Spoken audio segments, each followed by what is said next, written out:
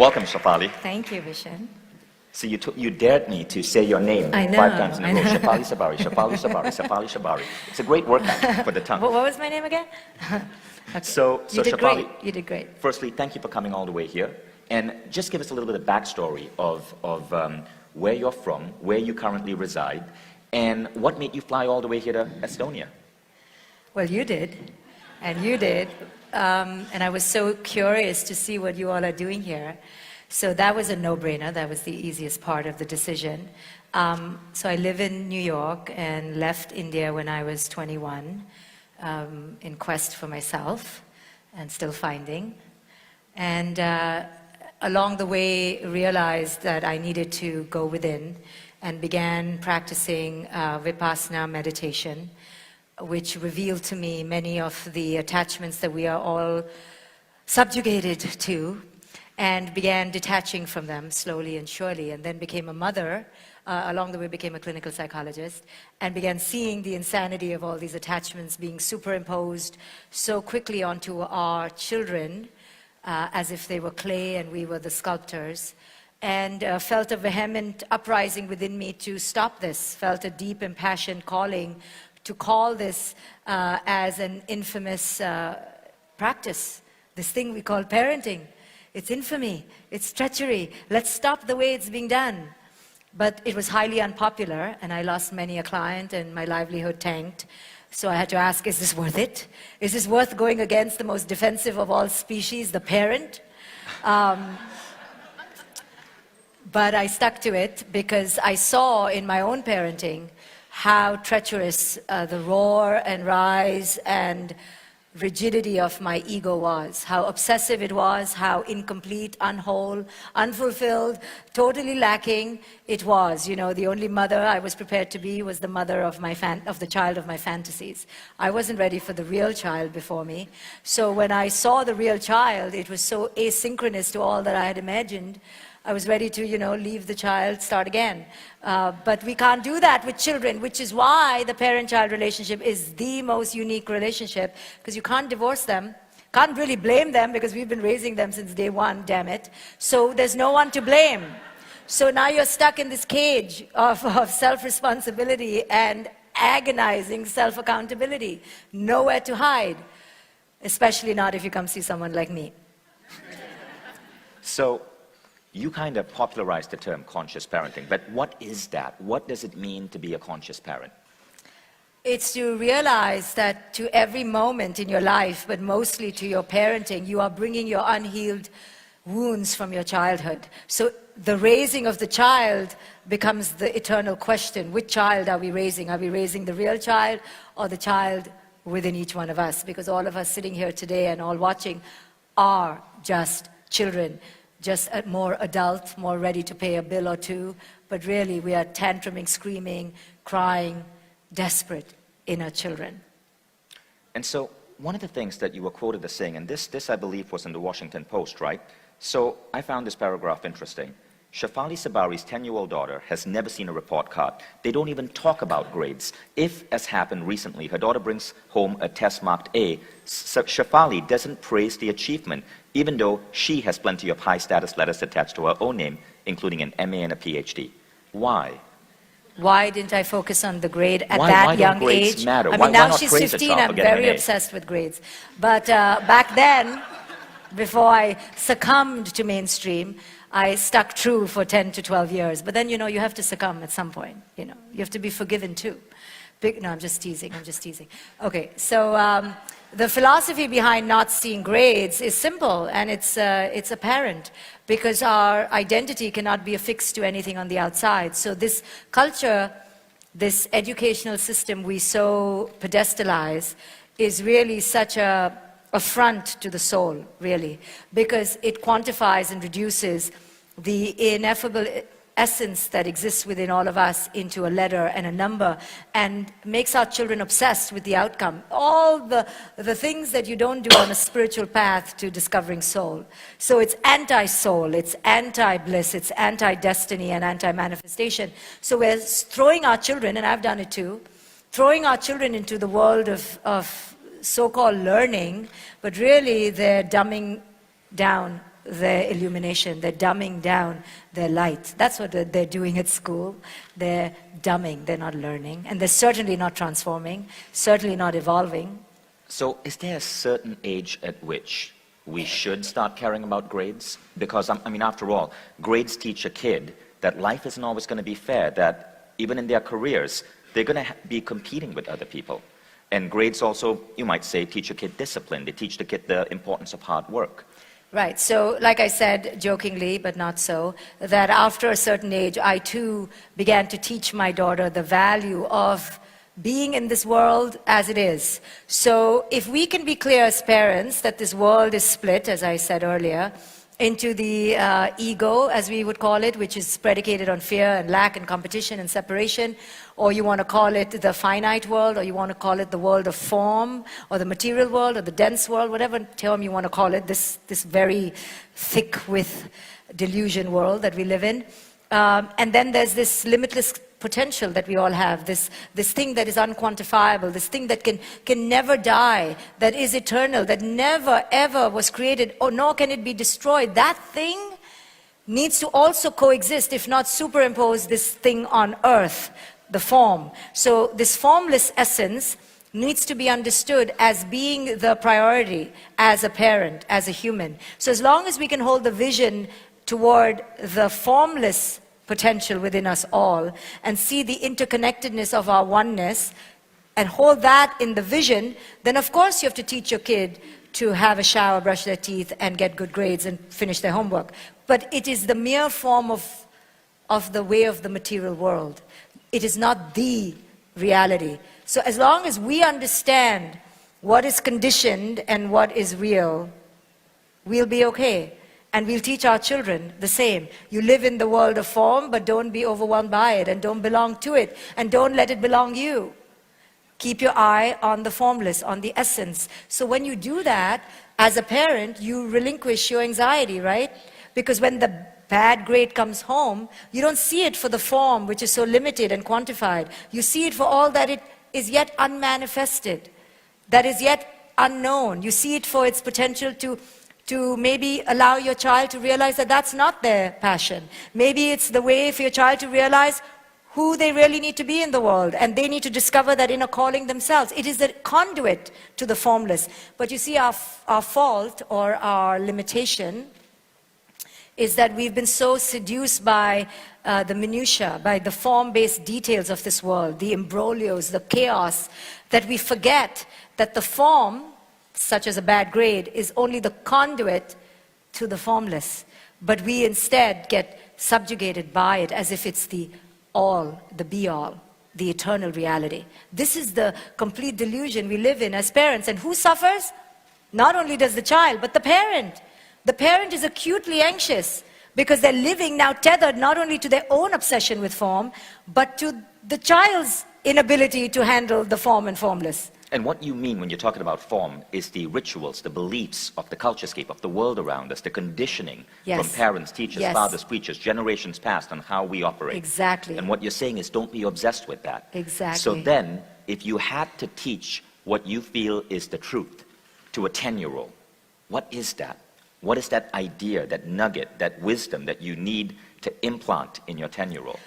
Well, or I can redefine what you're saying, though I understand the essence, but let's redefine it. How about we don't do anything because we allow, we stay away, we open up the space, we keep our ego out. It's all what we need to do less of. The problem is we're so obsessed as if we're producing the next PhD, concerto, symphony, as if they are our next, project that we can show to the world, our trophy. That's the problem. So if we go after them to become conscious, that becomes the next obsession, right? I used to do this with my daughter. Will you meditate?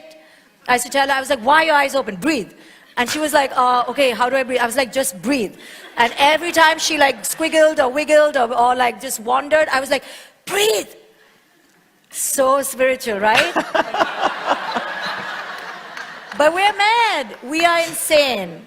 If it's not this insanity, it's the next. And the flavor of today's insanity, at least in this room, will be let's make our children spiritual. That will be our new project. That's the next delusion. We cannot want anything from our children. So when I ask parents, what do you want for your child? They fall right into the trap. I just want my child to be happy. every word there almost is diluted. First, I shouldn't feature. So that already we've begun wrong. So therefore, it's a precipitous fall into no man's land, into the gutter. Okay, so let's just excuse, because you have to say something, you have to use something, use some pronoun attached to something. Then the next word, I want. You want? How can you want anything for your child? Your child does not belong to you. I know you're so seduced. The illusion was, but it wrecked this body. I can want some things. This child does belong to me, but that's another delusion of form. See, form deludes us.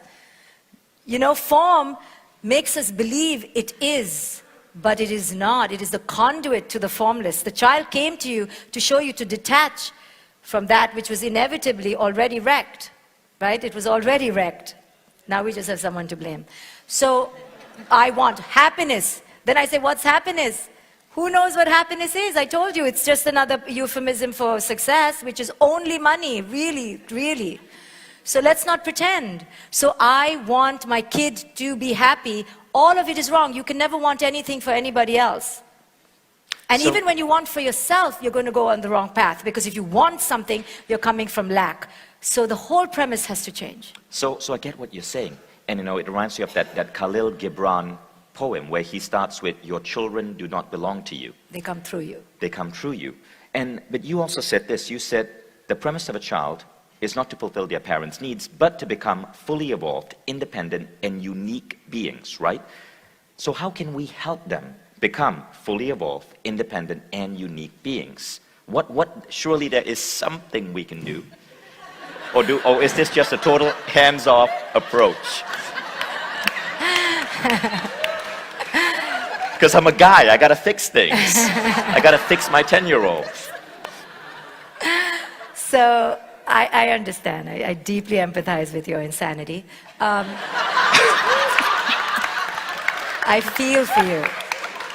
But I think this is the challenge. This is why parenting is so genius and why we keep doing it. But we do it for the wrong reasons. We do it to glorify the ego. We forget that we're supposed to call the soul.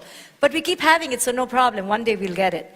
But to stand on this exact agony of wanting to fix and do, but knowing they don't belong to you, have no jurisdiction beyond food and shelter and clothing and some basic values. That's it. So you're standing on the agony, right, of this very egoic call. Let me do to you, please, look what you've done to me. Let me make you give me something back. Please make me look good. The call of the ego is so strong from this child, and they're so young. And you're like, no one's looking. I'm alone with this child a lot. I can make anything out of this putty, right? So the call of the ego is so strong, and you have to stand there in the highest spiritual calling and not fall for the call of the ego and rise into your own knowing. So you rise into your own knowing and you fall back into your own wholeness and radiate with that. Now do that. Yeah, I know. Yeah. It's tough. That's hard, isn't it? Beautifully said. That's hard. So my 10-year-old Hayden was outside in the children's classes, and at 6 p.m. I went to see him, and I said, hey, Hayden, you want to come sit in the front row in a beanbag and listen to one of the world's foremost parenting experts talk to me and teach me how not to fuck you up? And he says, no, Dad, I'm going home. I'm like, damn it, fail. Yeah, he's like, it's already too late.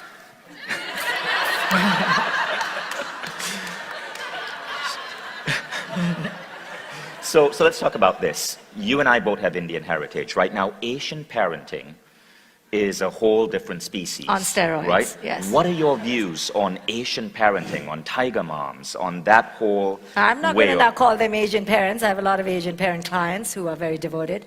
So let's just talk about the breed of this particular obsessive quality. Yeah, let's not give it a title, as all of them will leave me.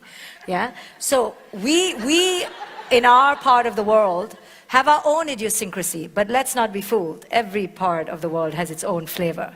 And the flavor is extreme hypervigilance, extreme domination, extreme molding, as if this person before you is not an intelligent being. But really, to have empathy is because these cultures have themselves been severed from their own innate intelligence. This is all we know how to do. you know, and look how good we are at spelling bees.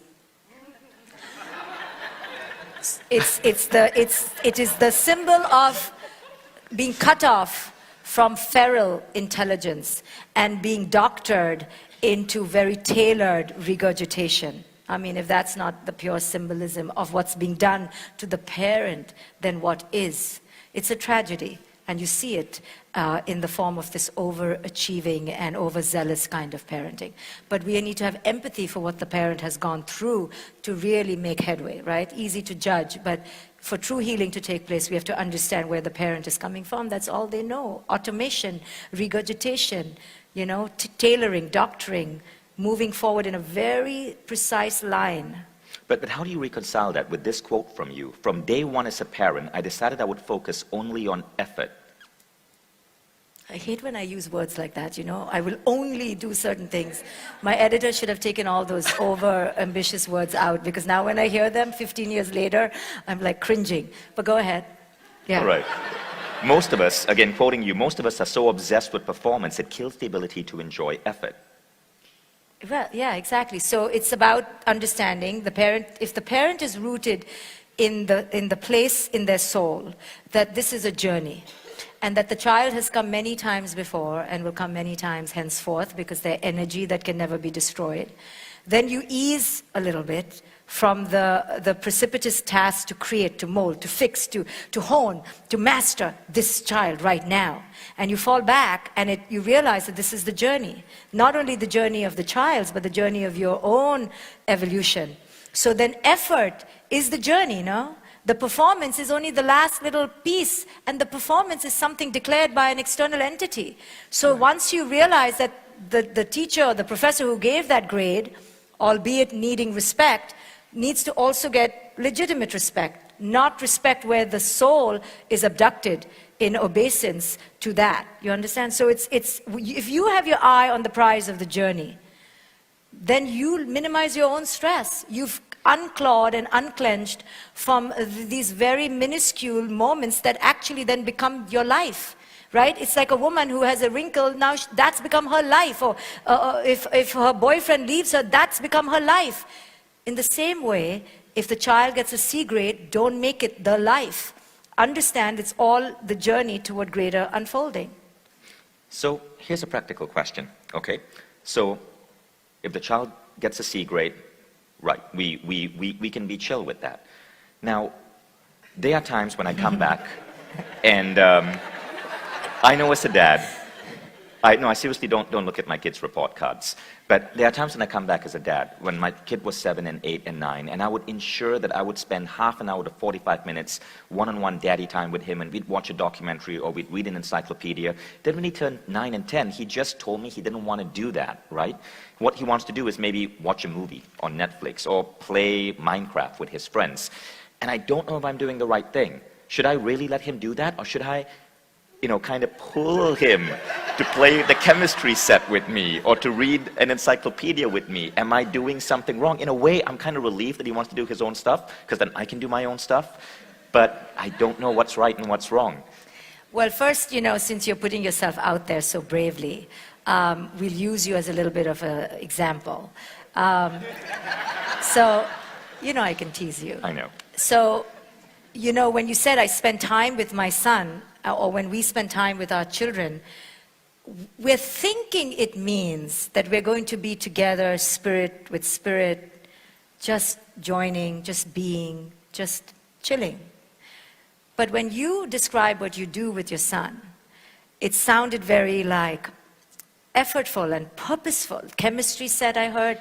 Then I heard, what were the other things? Reading an encyclopedia. Reading an encyclopedia.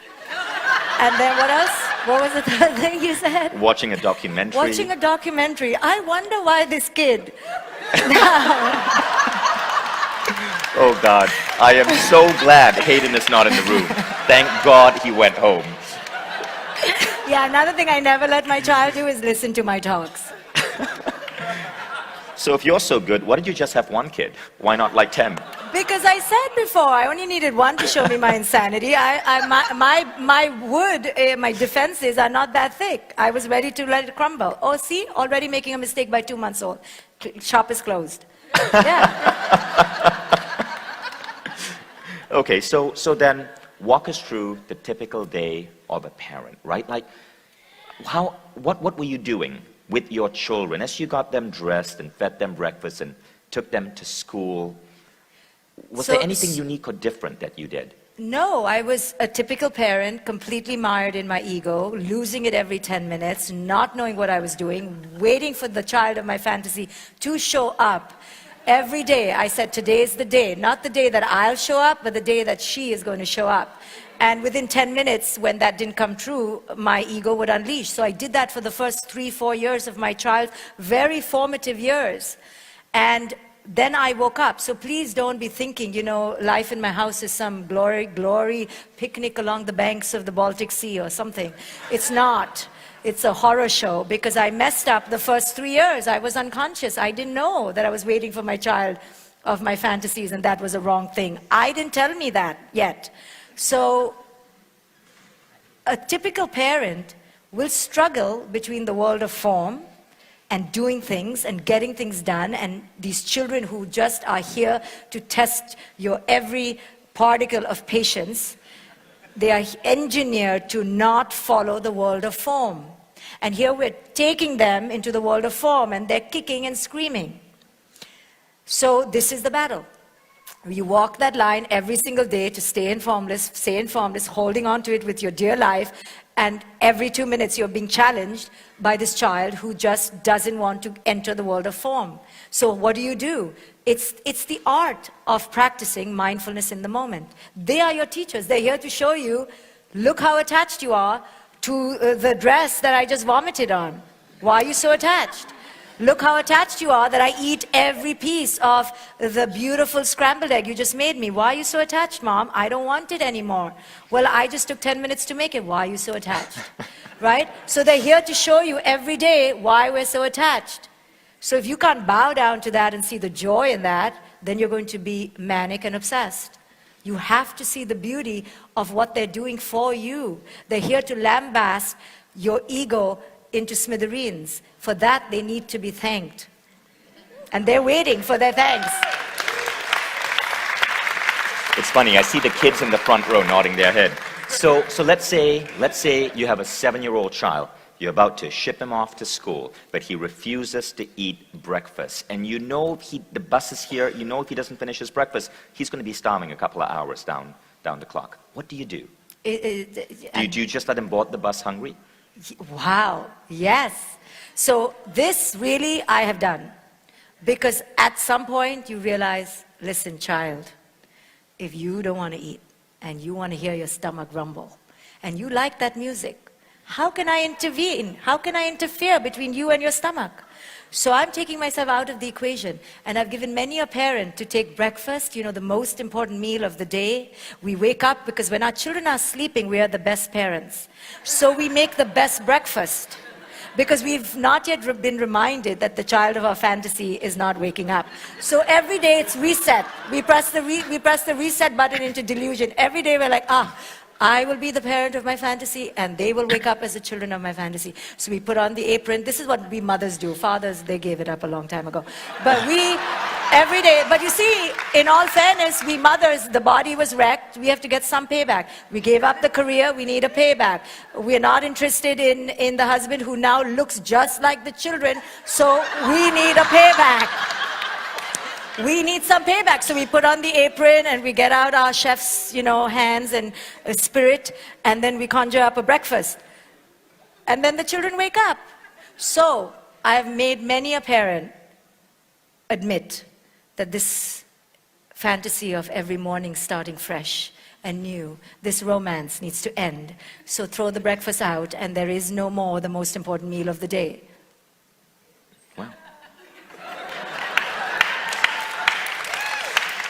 So now I want to pursue some slightly edgier questions. About an hour ago on stage here, you said, anything that separates you from oneness is a delusion.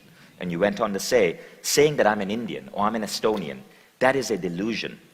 Okay, but how do we as parents then help our kids understand our culture, understand their national identity, understand their heritage? Are you saying that that's something we should avoid as well? Well, you know, when you teach your children to be zealot attachers to an identity, your national identity, think of what we're doing now. I mean, yeah, I want my kid to be proud of my identity, but this is a new consciousness we're stepping into. That was the old way. The new consciousness is that we are of one identity. Yes, now with the way the internet has broken down the walls, now we're one. It's clear. So raise your children with that consciousness. So when my daughter was being raised in America, but I'm from one country, her father's from another country, and the question of mom, who am I? And I didn't raise her to follow a particular religion or a particular way. She's basically really confused right now. I said to just tell the people in the form world, I gave her an answer. I said, you say your country A, and your country B, and your country C, and none. She's very confused. But one day, it will all coalesce, you see, because she's in the world of duality. So it doesn't make sense. For one day, it'll all make sense. So what I'm saying, the best answer would be, yes, you are of this, but you're not only this, and certainly this doesn't define you. So you're this, and you're all that you want to be, and you can't see yet. Beautiful. So now, let's ask an edgier question. Do we have a right as parents then to raise our kid in our religion? Because in many religions of the world, like evangelical Christians or Muslim or Hindu, yeah. You have to raise your kid in your religion. Mm-hmm. Mm-hmm. What are your views on that? Is that bad? Is that something we as a human species should stop? Right. Or is that okay? Yes. Okay, so the answer is complex, right? And this is such a sensitive topic, so I'll be very gentle with your egos, which are very attached. So all I will ask you is to challenge yourself to really see what you're doing when you ask your children to follow any way, but certainly a way to believe something about the world, a cosmological viewpoint. So religion, in essence, may teach your children to look outward. It may teach your children that if they follow a certain set of very dualistic principles, good, bad, heaven, hell, inside, outside, evil, not evil, then perhaps, if you're very, very good and lucky, you may attain salvation from the outside. Most religions are predicated on inner lack, on inner evil, really, that you need to be redeemed, on inner impoverishment. So teach your children all you want, but know what you're teaching them when you teach them that they need to redeem, they need to be saved, they need something from the outside to create salvation. So the taintedness is enormous, yes? You're teaching them you're tainted until, if only when, a whole list of things till eternity are followed, then maybe you may reach the pearly gates of your bliss. This is a dangerous thing to teach, but it is the way of the mainstream. And it is mired in to me, a separatist viewpoint, almost oppressive. But it's so indoctrinated in us that people may not even be able to hear that it's not against the religion that I speak. It's against you teaching yourself and your children that you don't have and possess and own inner divinity within you. Amazing. Firstly, thank you for being bold enough to say something like that. So, what then about cultural rituals? Growing up in a Hindu family, I had to go through certain rituals which I just could not stand, but I had to do it anyway because I would otherwise disappoint my grandparents. So my parents made me do it. And when I had children, they went through certain Orthodox Christian rituals. Again, not to disappoint the grandparents, though my wife and I were cool. So we had our kids baptized and so on. Is that something that we should continue? So, well, just know what you're doing. So you're already saying that you did it because of fear. puppeteered by the strings of unconscious ancestors. You're already entering it completely inauthentic, lying, and smiling and telling your child, smile, smile, this is the happiest day of your life, or something like that. So it's okay if you're doing it, just know the game you're playing then. Don't pretend they are going to be more holy tomorrow, or you're holy because you did that. So just know what you're doing. If you're doing it because your grandma's going to kill me, okay, then do it. And make her pay for it. But know why you're doing it. Don't pretend. Do it all. Do all the form-based worlds. I send my daughter to a very typical public school because I'm not paying for a glorified public school called private school. No, I'm like, you go, and I'm not homeschooling. I'm not that dedicated. So I know what I'm doing to my child. I'm like, go child, be done unto you what has been done unto all of us. So what then about restrictions? How do we as parents know what to restrict our children from? I love those two little 8-year-olds right up front, listening so attentively. Congratulations. So what about restrictions? And I'm talking about, too much time on an iPad, too much time watching television, age-appropriate content on the internet. Aren't there certain things that we need to protect our children from? Yes, absolutely. But it's going to be an uphill battle because mainstream will pull at you, and your children are now raised by mainstream. So the antidote needs to be created. So rather going against, which is obviously for them and us, delectable manna from heaven. Look at all of us with our phones, right? You're licking it at night. You're like, thank you, thank you, I have you. It's your bedfellow. So we know the addiction, and we know it's seduction. So instead of fighting that, try to create the antidote, I say. Now, does that mean we don't have limitations with boys and gaming and girls on social media for hours ad nauseum at inappropriate ages? Yes. I'm trying to do a campaign of no screens till teens, right? I know no one will watch it. But because I am against it, but to be against anything in resistance is a failing cause, I realize. So we can educate and we can teach and we can do the best we can, but the most effective way, I think, is to do its antidote. And the antidote to that is human personal connection. So yes, your kid will be on the screen because it's so seductive, but then we challenge ourselves to seduce our children back into the embrace of our connection. And that takes a lot of work, and that takes you being present. Right? We all use the internet and the screens as babysitters. We do, for our own selves. So this is the challenge. We're making the screens and technology the enemy. Now it is, but to fight it as if it has a hold on you means to lose your power. It is dangerous, what's happening. It is unhealthy for our children, because what's happening is that they are every hour on a screen is every hour away from interpersonal, alive, engaged human connection. So create the antidote then, or create the boundary. Mm-hmm.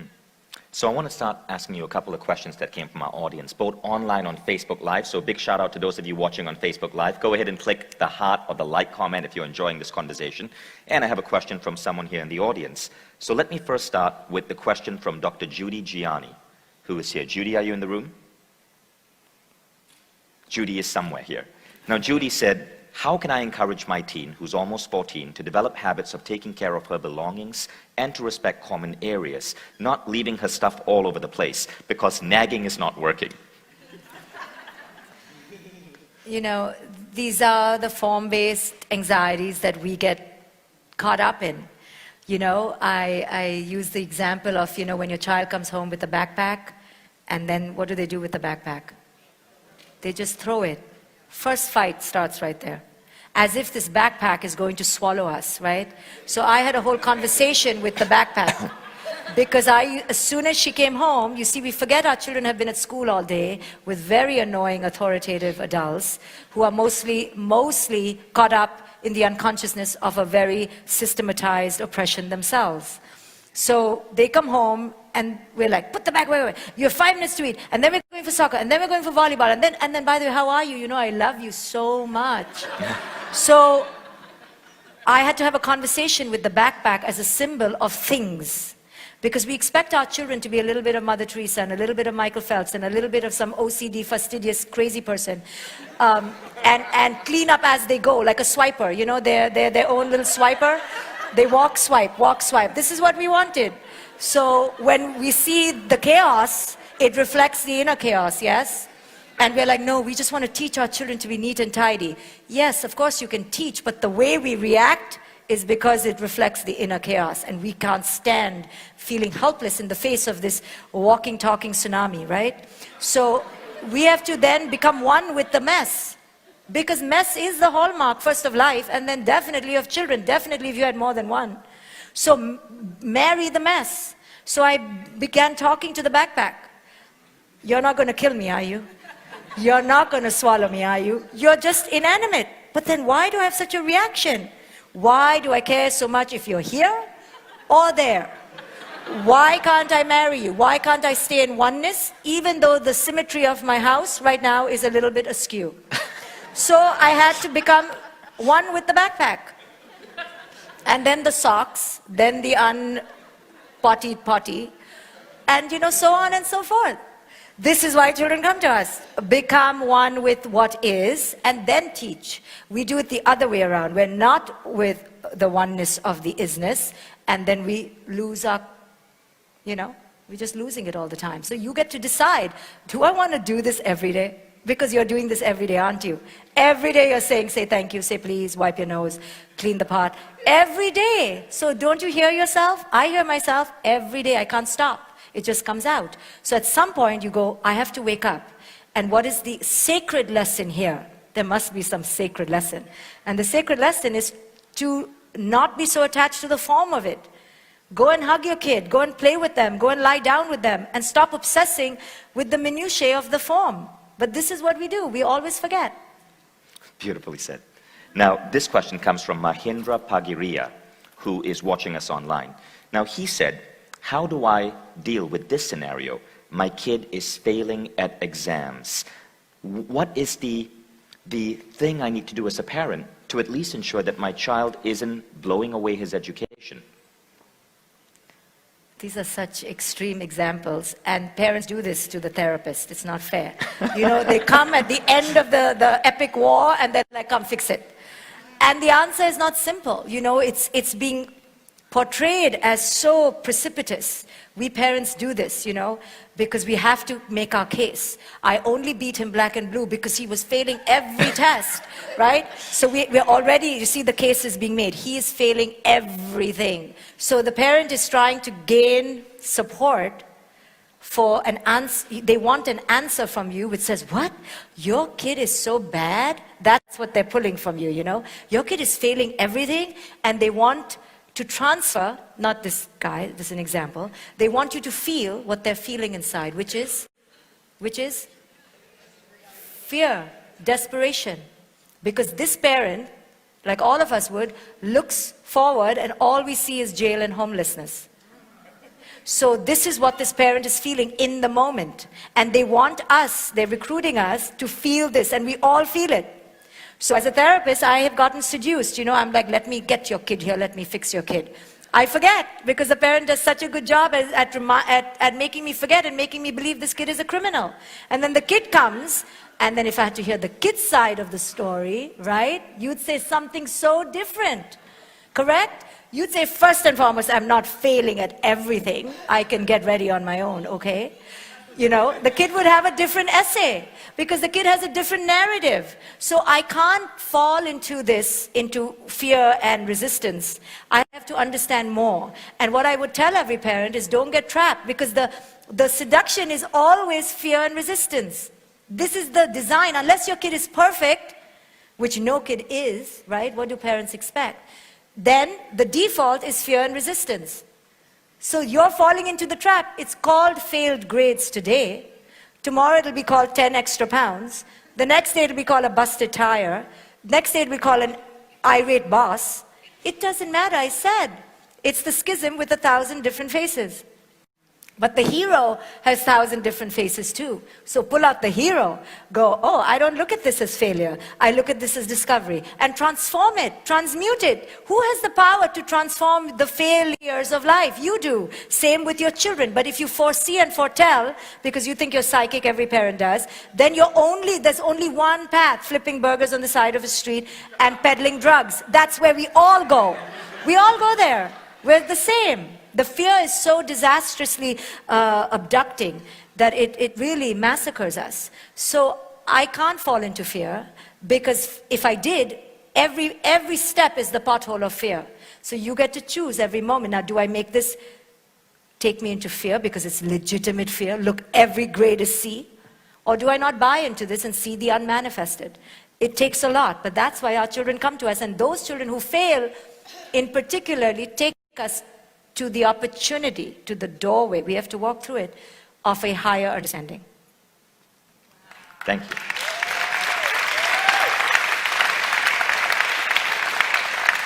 So, speaking of grades, speaking of schooling, what do you think are the things that human society across the world has to change or evolve in terms of our education systems?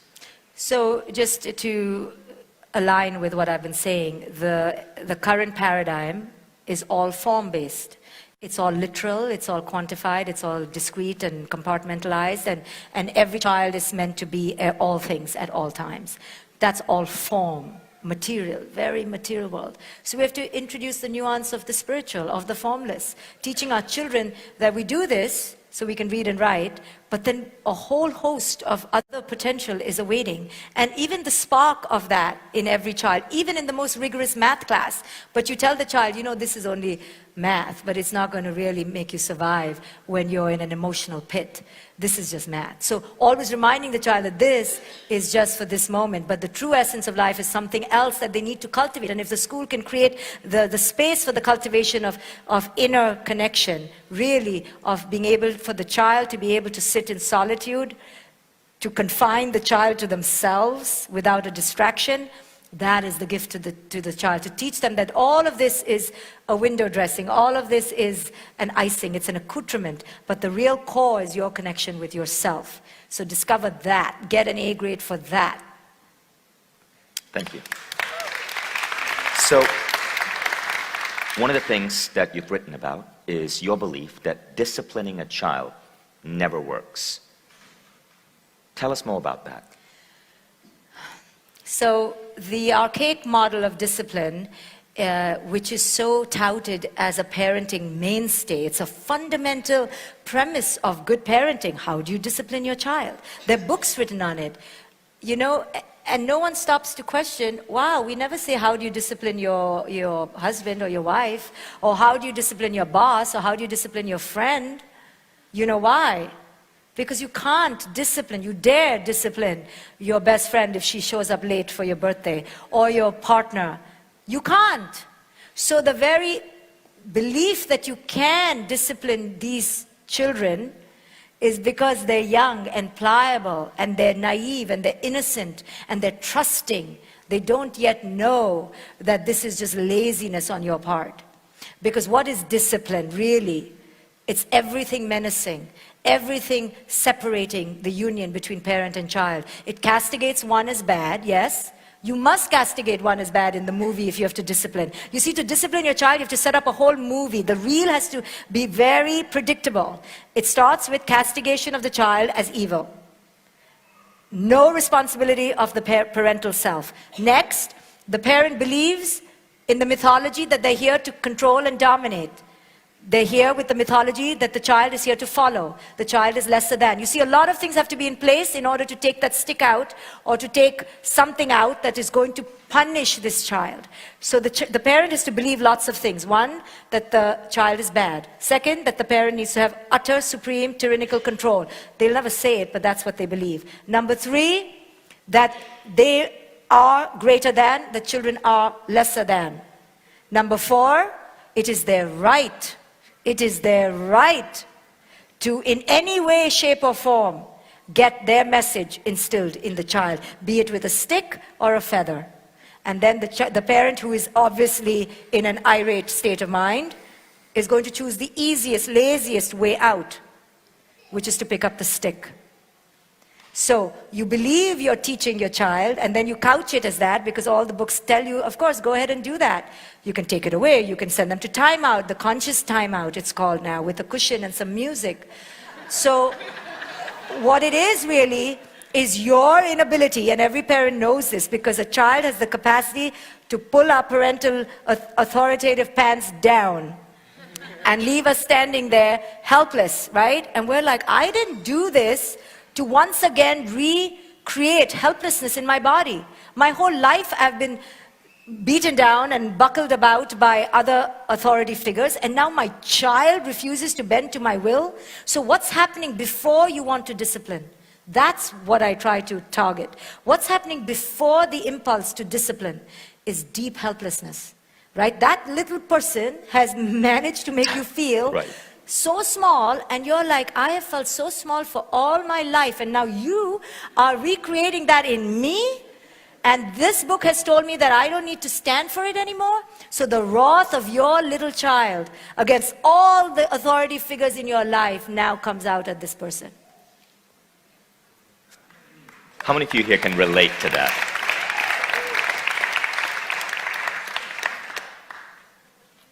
So the next question is on value systems, right? To what extent should we teach our kids our values versus maybe helping them find their own values? Where's the balance there? In just what you said, whenever we say teach our children values, that's where it gets scary for me. Because, and then you said systems, right? Because those are the right words to say. It's a value system. So understand, it's systematic. A system is a system. So just be aware of what it is. So when I hear, how do you teach your child a value system? To me, that it's the right question, but the implication that we will take home is that we have to do something again. We have to embody the value system. And our child has every right to take it or leave it.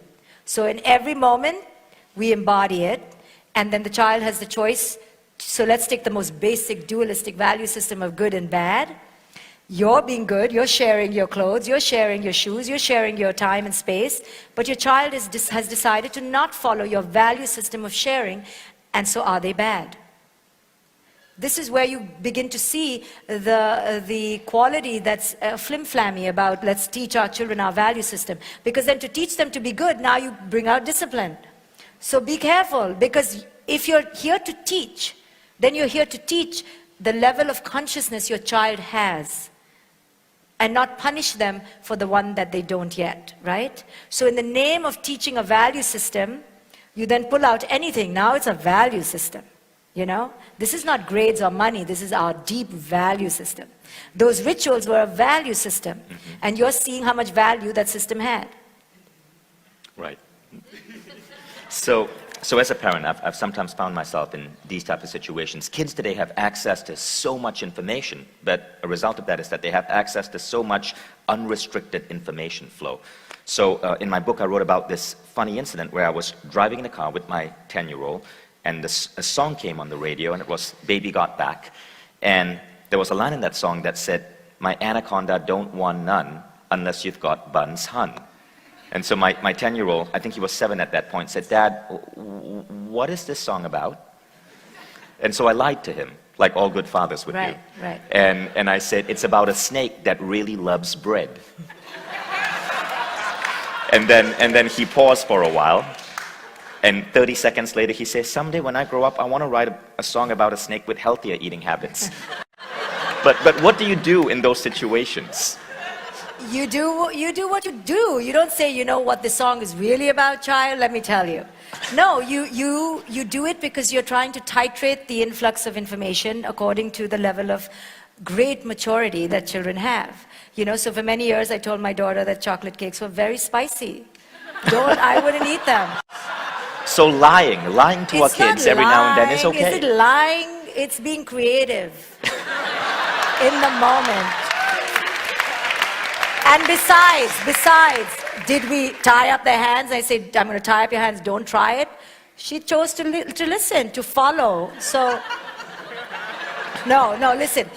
Of course I say not to lie, but in the moment, you have to be wise to the level of consciousness of your child, yes? So when parents say to me, I believe in honesty and transparency, shouldn't I tell my child about my abusive past or that I had, did all sorts of drugs? Again, so I say, no, unless their consciousness can handle it. In the name of honesty and transparency, don't overburden your child for a level of the world that they're not ready to appetize. Thank you. So in the final 10 minutes we have, what would be some of the biggest tips you have for people over here on how they can move more into conscious parenting? And you're looking at me like, damn, I can't believe I he know, asked in the that last 10 minutes, you just want me to fill up 10 minutes with tips and strategies. Well, advice, I know. advice. Wisdom. I think to really, drop all longing for it to be any different than what is showing up in the moment.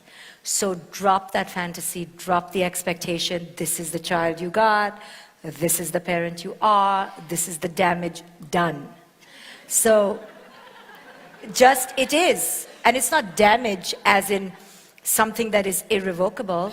It's just the unconsciousness, the force and the gale of your unconsciousness. So don't look at it as something that is irrefutable. Just look at it as is. And now we begin this moment again. But in each moment, you endeavor to come clean. What does that mean? To come with eyes unveiled. To come with eyes clear. What does that mean? Where you see the person before you, even your own self, as you really are, without the imposition of how it should be, yes? So you take away the projection. Projection is the greatest tyrant, really, the psychological enemy of ourselves. We project onto the other who we want them to be. We hear things that we are hearing in our own melodies that don't even exist. So to clear up the screen, to clear up the veil, to dust off the window shades and to really look out at the person, the soul, the spirit before you as they are, without your desire for it to be anything else. If there's any lesson that I keep learning and forgetting, it's this is the person, this is the life, this is the moment, this is mine, here to teach me. How can I wake up? I can't look anywhere else. The lane you're in is the lane you're meant to be. So walk that, and then you can change. But first recognize your moment. Own it fully. Stop divorcing yourself in the hope that the next person or the next you will create a better reality. Don't divorce from yourself. It's here and the only reality that you need to have. In this reality, you will burst forth. Thank you, Shefali. What was the biggest lesson you learned as a parent? Was when I had a child, a parent, the real parent, when I was in my 30s already, and I had been a meditator, and I was a PhD already in clinical, on my way to becoming a PhD in clinical psychology. I thought I was going to escape the treachery of the ego. For sure, I've done so much work on myself. And when I had the child, I realized there is no preparing for this. And the epiphany that this is actually the greatest teacher, the child-parent relationship, because every moment is unknown in life, but there you see it in the parent-child dynamic. Because children, in their capacity to be so intransient, to be so impermanent, these beings that just don't stay loyal to who they need to be and who they were yesterday, they're constantly asking you to shapeshift, to form shift, to let go, to detach, moment after moment. Just when you think, I know who my kid is, there's somebody else. So they teach you, they are the gurus of teaching you how to live in the present moment. They teach you the essence of life itself. So this is complete, detached, full compassion, full heart, moment, in the moment, presence-full living that you can ever have, the one you have with your child. And thank you, Shefali. There's just such a wealth of wisdom in what you're sharing with us today. Now, was there any question that you wish I had asked you, a message perhaps that you may want to convey to the people here? I can't think of any. Does anyone else want to rescue me? Any question that I wish you... Does someone have a profound one, though? Let's really give it to Vishen. A really profound, Deep one. difficult, edgy question. I'm going to have the mic runners choose. Miriam, you can choose. Okay. Okay, so thank you very much. It was very, very interesting. And my question is about, you talk a lot about how we're supposed to react, but we're a model ourselves, meaning that everything we do, everything we've done, our children are seeing.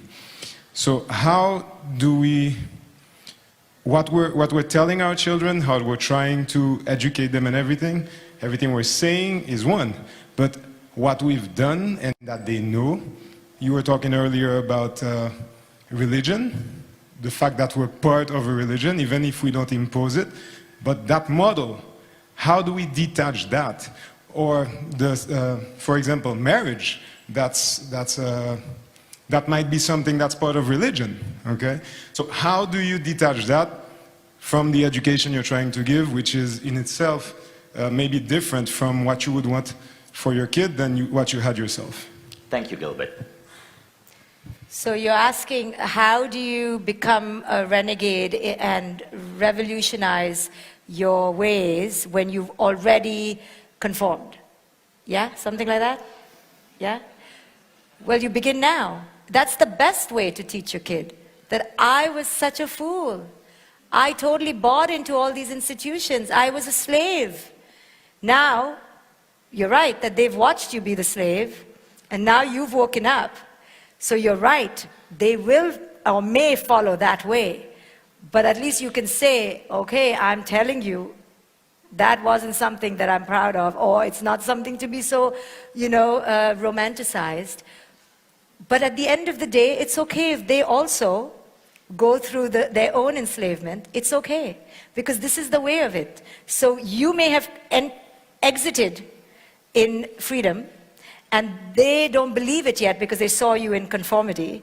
And they're like, no, now you've already brainwashed me. I'm already conditioned, so I'm going to do it the old way. And you're like, no, I'm so sorry. Please, trust me. Learn from me. But we all have to learn in our own way. So the way to liberation is enslavement. So it's okay. You came to liberation from enslavement. So enslavement of the mind, yes? So if your child now walks down the path, which I know, for example, my child will, because I've been so out there that my lesson will be that she will be so in there. And it's okay though, because I too was in there till I left it. So too will she. So there's no fear. If they join you in the liberation, wow, they really short-circuited their way into freedom. If they're like, no, I want to learn the hard way and I'm not going to learn from you, okay, go ahead. We'll take one more question. And Miriam is going to choose from the audience. Jeffrey. Let's give it to Jeffrey Perlman. Hi. Hi. Thank you, Dr. Shefali. Jeffrey, you want to stand up so we can see you? Yeah. So this is Sam. He's a year and a half. And sometimes I feel like he's carrying my shame. My job is to get out of his way. But unconsciously, I feel like he's carrying some of my crap. Can you tell us a little bit about that? He's not. He's not yet. I mean, you may be putting it by seeing in him you. So if you're seeing him through eyes of shame, he will start seeing himself through eyes of shame. He's not carrying anything wittingly. You're reflecting to him either his inner grandeur or his inner shame, only from what you feel. We can only shine through our eyes what is inside here. The child is forever grand and forever worthy. But when they look at us, reflecting through our eyes, our inner shame, they feel the schism starting. And they go, but I'm okay. I didn't do something so bad. Why are you yelling at me like that? I remember the look on my daughter's face when she was 1.5 to 2, when I was losing it. She was just looking at me like, why are you possessed? Because I was. So that look is from your inner schism that you're now projecting onto him, and now you're believing he's carrying it, so you're perpetuating it. He doesn't want it. He's very easily going to give it up at this age. So you work on your inner wholeness and keep healing your own inner child, and just do that work when you're in his presence, and not even really even look at him, and he will flower into his wholeness, or who he's meant to be. So this is coming up for you because it's inside you. Thank you. Thank you, Shefali. So, as we wrap up, firstly, thank you for coming Thank all the way you, here. thank you. And I want you guys to know that tomorrow, Shefali has another, she's going to be doing another session for all of you. And this is do you want to say a little bit about what you'll be doing tomorrow? So we just decided, Miriam and I, that tomorrow morning we'll do a deeper dive into what it means to be a child raised in unconsciousness and to parent in unconsciousness, a deeper dive into the severe cultural and parental unconsciousness that we've been raised by. And then I believe in the last 45 minutes we're going to call the children and do an interactive exercise with your children. Miriam, I think we restricted it to the age of 12, but maybe if other children want to come, that's fine. I mean, older children. So it's up to you. It'll be a 45-minute of a little bit of meditation, connection, and a deep recognition of what we are to each other. So children 6 to 12 or 12 and older? I think just children, whatever. Okay. So, but that's in the last 45 minutes. But the first 2 hours is really about us adults going deeper into how we've been raised. So this is really a unique experience where you're going to be in a classroom with your children, guided by Shefali, having an experience with your child. So Shefali, any final words for the audience before we say goodbye for tonight? Just how amazing it is to be in a group of people that are sitting at the edge of their seats because you're ready for transformation. So the energy in this room and Vishen, what you've created, I know you hear it all the time, but this is the vanguard. This is the precipice of the new consciousness that's going to emerge. So thank you, Shefali. Thank you. Please give her a big round of applause. Thank you.